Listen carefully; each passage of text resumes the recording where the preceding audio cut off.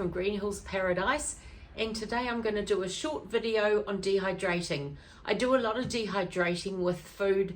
If I see things on special like mushrooms, I'll tend to buy a whole lot and dehydrate them, and that's what I'm actually going to do today. And when these ones are dried, I'm going to make a delicious mushroom powder, a savoury mushroom powder that's just so delicious. So I will incorporate the making of that at the end of dehydrating.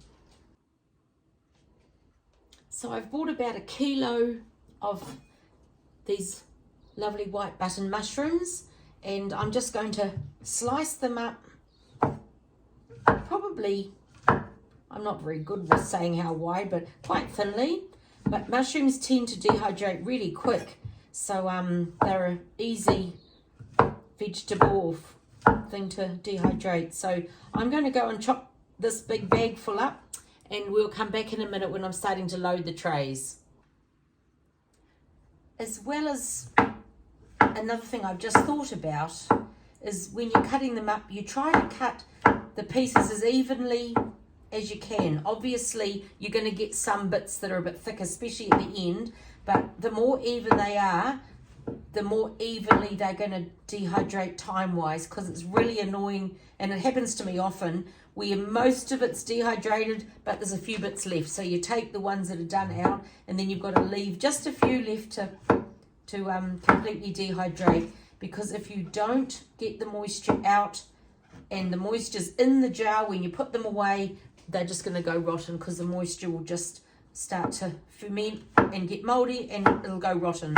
So if you go to the trouble and expense of doing the job from the beginning, you've got to do it properly, otherwise there's no point in doing it at all. Okay, when you're putting them out on the trays to go into the machine, it's kind of like Tetris, because the more you can fit on the one tray, the more you're going to get.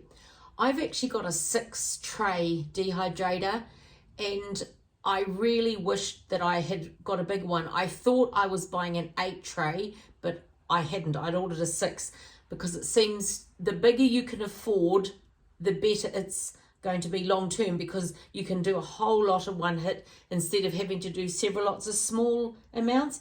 But it's okay. Yeah, so these are just as tightly packed as, I'm not going to waste lots and lots of time getting them closer, but I do try to fit them in up and down to try and fit them as many on each tray as I can, because there's probably going to, I'm not sure how many trays, but I've got some celery that I'm going to dehydrate as well if these don't fill the 6 trays. So we'll be back shortly again. So it was a perfect 6 trays, so they're in the dehydrator now. So open the door, and that's what they all look like, all in their little rows. So I'd imagine these will probably take 6 to 8 hours to dehydrate. So as I said, they are relatively fast. So as soon as they're done, we'll be back. It's about 7 hours later, and the mushrooms are totally dried. So I'm just going to let them cool off. Then I'll put them into a jar, and then I will show you how I grind them up and make them into this delicious savoury mushroom powder.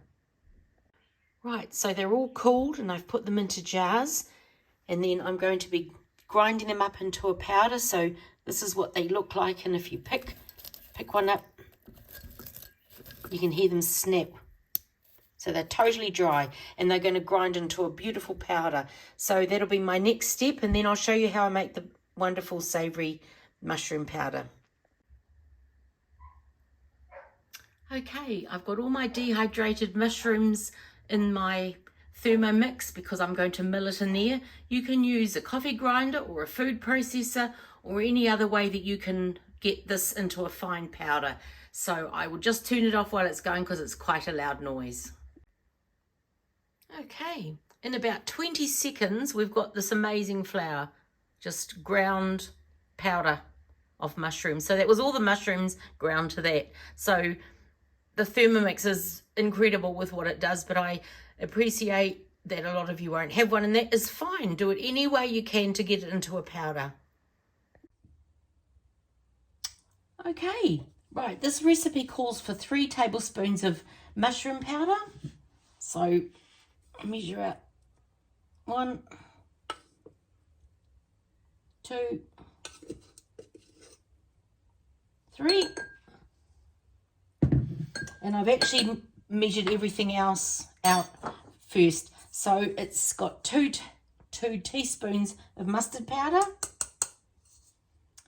and it's got a tablespoon of salt and a tablespoon of ground pepper. It's got a teaspoon of thyme, and it's got a tablespoon of onion powder. Now this unfortunately isn't my onion powder, it's bought, and it's not very dry. Well, it's gone a bit cluggy, so I'm hoping that that's not going to make everything in the jar cluggy. And literally, this is all you do. And it's beautiful on popcorn when you pop your own popcorn instead of using a sweet topping on it for your kids or whatever. Use this. And it's beautiful on roast potatoes, and just as a general umami flavour on many things. You can add it into meatballs.